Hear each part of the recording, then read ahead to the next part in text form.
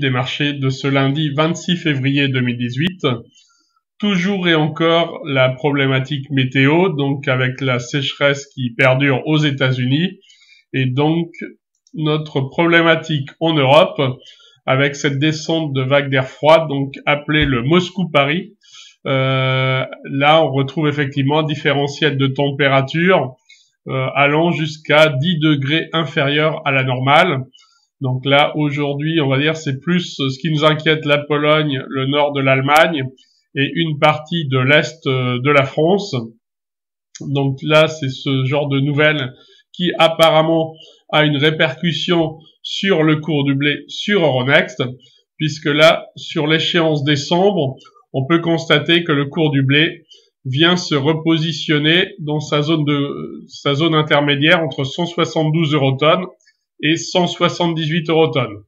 Donc on commence à assister à cette poussée vers le haut et des indicateurs mathématiques qui se redressent.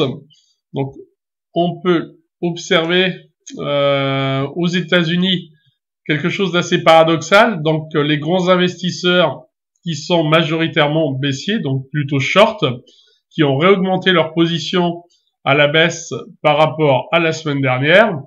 Et lorsque l'on regarde le cours du blé aux États-Unis, donc on voit plutôt que le marché, lui, est acheteur du cours, avec effectivement aujourd'hui sur l'échéance décembre 2018, la zone de résistance sur les 5,25 $, 5,26 $.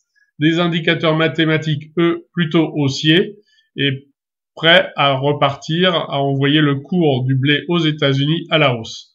Donc on peut le constater, des incidents climatiques ou on va dire le facteur climat qui joue en faveur d'une hausse des cours des céréales et donc un marché qui continue à se repositionner.